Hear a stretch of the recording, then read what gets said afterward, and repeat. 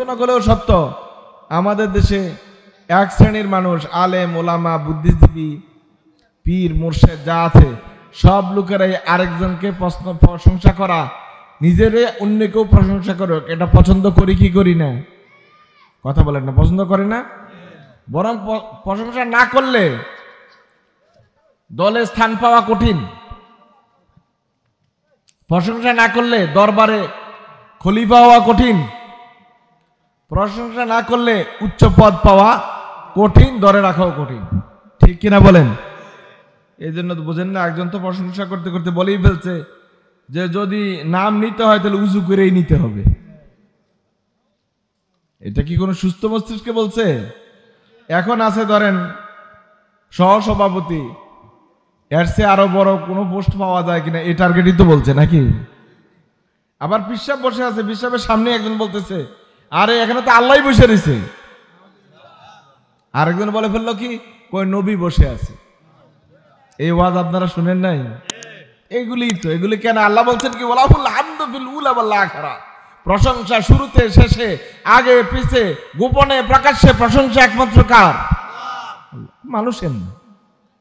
মানুষ তো প্রশংসা পাওয়ার যোগ্যই না, তার প্রশংসা পাওয়ার মতো কোনো ক্ষেত্রই নাই। প্রশংসা পাওয়ার মালিক একমাত্র কে? আল্লাহ সুবহানাহু ওয়া তাআলা। সুতরাং কথা বলতে খুব পরিমাপ করে বলা উচিত। কি বলছি, কি উদ্দেশ্যে বলছি, কাকে খুশি করার জন্য বলছি? ইমানদার যা করবে সবটা কার সন্তুষ্টির জন্য? আল্লাহর সন্তুষ্টির জন্য।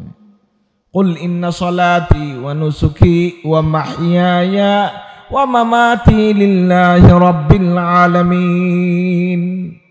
হে রাসূল আপনি বলুন আমার এই সালাত, সালাত মানে শুধু নামাজ না, যত রকমের ইবাদত আছে, যত রকমের ইবাদত আছে, রোজা রাখা, হজ করা, যাকাত দেওয়া, নামাজ আদায় করা, সবটা কার সন্তুষ্টির জন্য? অনুসুকি আমার কুরবানি, আমি যে আপনার নামে পশু কুরবানি দেই, জবাই দেই, আমি যে হজে যাই, সবটা কার সন্তুষ্টির জন্য? ওয়া মাহইয়ায়া ওয়া মামাতি লিল্লাহি রাব্বিল আলামিন।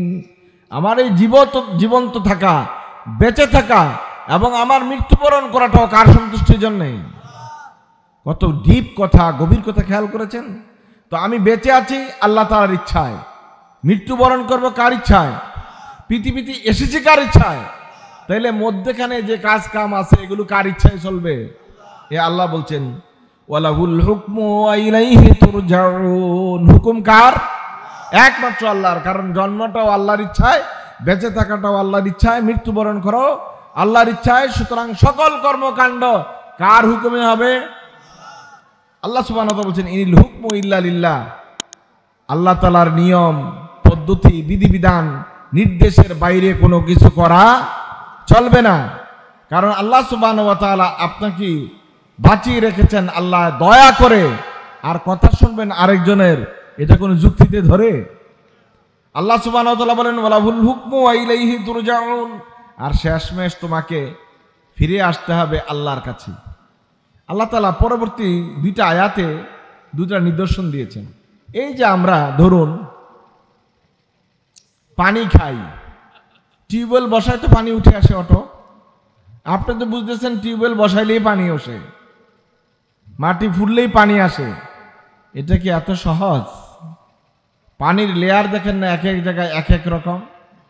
আপনাদের এটা একটু নদীমাতৃক এলাকা হওয়ার কারণে আপনাদের এখানে পানিতে আয়রন বেশি, আপনাদের পানিতে আর্সেনিক বেশি।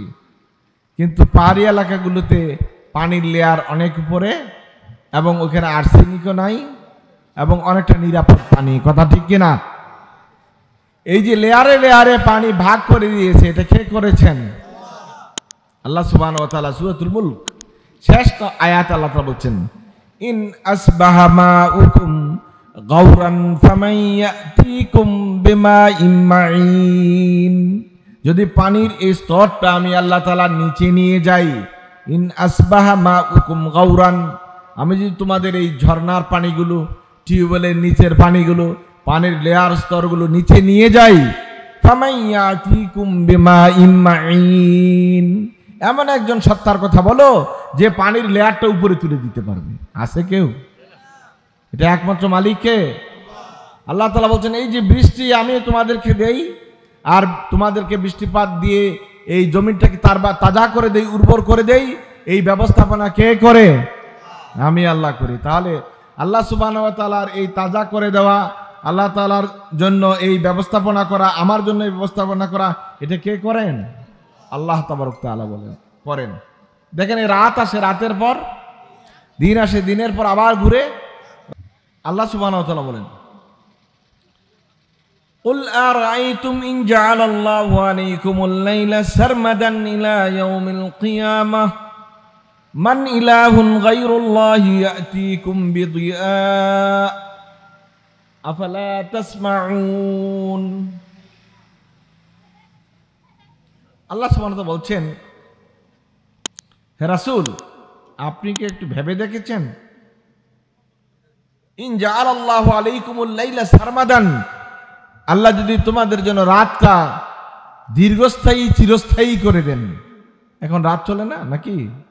এটা আর ভোর হলো না, শুরু হয়েছে তো শুরু হয়েছে, দিনের পর দিন, বছরের পর বছর, মাসের পর মাস শুধু রাত রয়ে গেল। কোন সময় পর্যন্ত? ইলা ইয়াউমিল কিয়ামা, কিয়ামত পর্যন্ত যদি আল্লাহ রাতটাকে লম্বা করে দেন।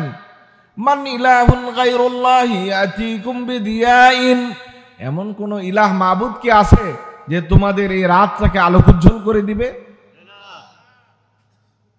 আফালা তাসমাউন, একটু কি শোনো না ভালো করে? শুনতে চাও, পাও না? চেষ্টা করো না যে আমি আল্লাহ তাআলা যদি চাই তাহলে রাতটাকে টেনে এতটাই লম্বা করে দেব, কিয়ামত পর্যন্ত আরেকজন ইলাহের আবির্ভাব কি হবে বা সম্ভব? এমন কোন মাবুদ খুঁজে বের করতে পারবে যে রাতটাকে দিনে পরিণত করতে পারবে? আদৌ সম্ভব? পানিটার স্তর যদি আল্লাহ নামিয়ে দেন আর টিউবওয়েল দিয়ে পানি আসবে, এবং বিজ্ঞানীরা এই আশঙ্কা করতেছেন নিচের পানিটা চলে গেলে আর কখনো এই পানি স্তর লেয়ার উপরে উঠানো যাবে কিনা এই নিয়ে ভাবতেছেন। ঢাকা শহরে যারা থাকেন তারা দেখেন এই শুকনা মৌসুমে পানির সংকটটা কি পরিমাণ হয়, কারণ কি পানির লেয়ার নিচে নেমে গেছে, পানি আর উপরে উঠানো যাচ্ছে না। আল্লাহ সুবহানাহু ওয়া তাআলা বলেন কুল আরাআইতুম ইন জাআলাল্লাহু আলাইকুমুন নাহারা সারমাদান ইলা ইয়াউমিল কিয়ামাহ, আল্লাহ তাআলা ঠিক তেমনি ভাবে দিনটাকেও যদি টেনে কিয়ামত পর্যন্ত লম্বা করে দেন। মান ইলাহুন গায়রুল্লাহি ইয়াতিকুম বিলাইলিন তাসকুনুনা ফি, এমন কোন মাবুদ কি আছে যে রাতটা তোমাদের জন্য ফিরত আনবে আর তোমরা শান্তিমতে সে রাতে ঘুমাতে পারবে? আফালা তুবসিরুন, তোমরা কি গভীরভাবে এটা অবলোকন করো না? একটু ভাবো না। রাতটাকেও যেমন আল্লাহ লম্বা করে দিলে এটাকে দিন করার কেউ নাই, দিনটাকেও লম্বা করে দিলে রাত করার কেউ নাই। অথচ রাতটাকে আল্লাহ তাআলা বানিয়েছেন কি জন্য? আরামের জন্য, ঘুমানোর জন্য, রেস্ট নেওয়ার জন্য। আল্লাহ সুবহানাহু ওয়া তাআলা সূরাতুন নাবা এখানে বলেছেন জাআলনাল লাইলা লিবাসান ওয়া জাআলনান নাহারা মাআশা, আমি তোমাদেরকে দিনটা করে দিয়েছি তোমাদের উপার্জনের জন্য, আর রাতটা করে দিয়েছি আরাম করার জন্য। সুতরাং আমরা কি বুঝতে পেরেছি যে আমরা কোন মাবুদের, কোন ইলাহের, কোন আল্লাহ তাবারক তাআলার ইবাদত করি?